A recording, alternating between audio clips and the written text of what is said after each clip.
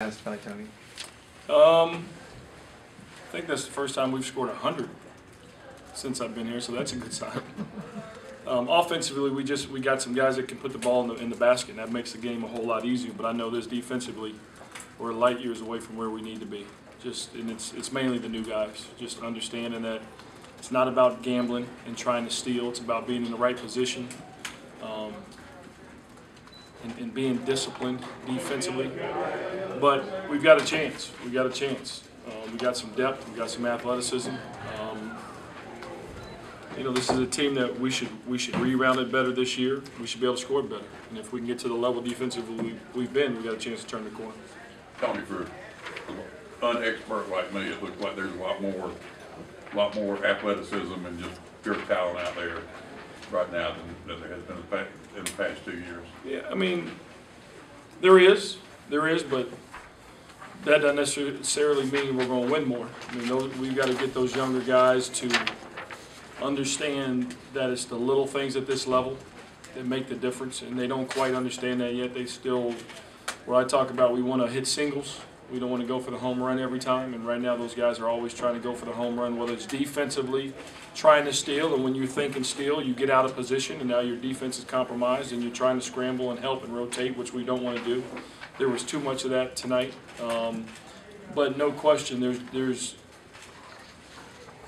there is more talent out there, but it's unrealized talent at this point. We got to help these young guys grow and come along quickly, because you see, we've got a good core of veterans. Those guys they know what to do. They're in the right positions. They're executing, but they can't do it by themselves, and we need these young guys to speed up and come along. How much better is it though from the standpoint of you got old guys who know what to do to kind of help show the young guys what to do when you haven't necessarily had as much of that? Yeah, it's great, and those guys have really bought into, because they know it. They know they can't do it by themselves, and they know how talented these young guys are, and the new guys are, but they know we need them in order to turn that corner. And so these guys have done a great job, but it's part of building a program when your veteran players are now teaching and mentoring your younger players. We haven't had that since I've been here, and now that's the case because these guys have been with me now for 2+ years. The older guys are finishing my sentences before I even get them out of my mouth. It's what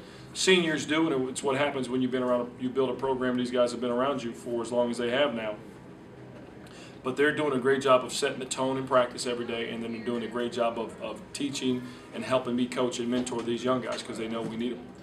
Comment on Shaq's play tonight, 7 of 7 from the field. Obviously, a lot of high probability in dunks, but nevertheless, you can't expect perfection. But do you expect the 15 points though? Yeah, he did miss one free throw though.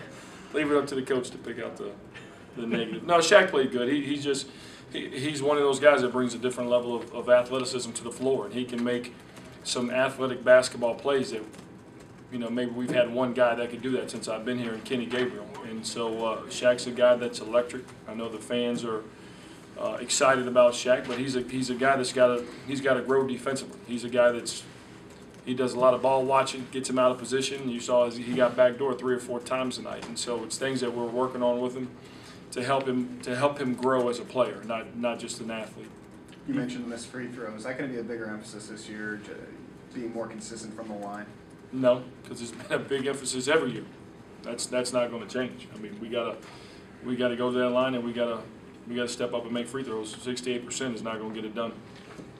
Defensively, too many open threes in the second half. I know you guys would rather be up in their face in the perimeter. Yeah, but you notice I played the younger guys the majority of the second half, and that's what happened. We got out of position, we were gambling, we stopped playing, we started ball watching, and all of a sudden, whose man is that over there? And so we just got to grow defensively with these younger guys, and that's, part of the growing with these younger guys are growing pains, especially when you play them all together. And so, but you see they have the ability to do some special things offensively. We just got to help them continue to grow defensively. Talk about Chubb. I mean, 21 points in 20 minutes, 13 rebounds. Pretty solid performance. Yeah, it's a great effort by Rob. I mean, that's, the other team didn't have a lot of size, but sometimes it's more difficult for a bigger guy when it's all smaller guys kind of nipping at his ankles. But like I said, Rob has put in a lot of hard work over these first 2+ years, and I think, in my opinion, he has a chance to be an All-SEC center this year. but I keep going back to it's not what I believe. What does he believe? He's put in the work to do that. Now, does he have the belief that he can go out there and do it not just against the victories, but in the upper echelon of the SEC games? Can he have the same type of performance? He has the talent level to do it. He's put in the work to be able to do it. Does he have the self-belief and the self-confidence that he can go do that against the better big guys in our conference? That's on him. Didn't you talk about Jordan Granger playing tonight? Yeah, I thought Jordan. I didn't see his line. Jordan was good. He was good. He's going to be good for us coming off the bench because he gives us some legitimate size at the 4 on a backup. He gives us some great energy. He's an energy player right now. He's not what you would call a skill player. His skill right now is how hard he plays and how tough he competes. But he's got to learn the nuances of the game at this level too to be able to really help us when we get in those higher level games. Looked like Brian Green was sort of pressing a little bit to finish offensively. Has he been finishing better in practice? He has, but the point guard position is the hardest position to learn and to grow into at this level.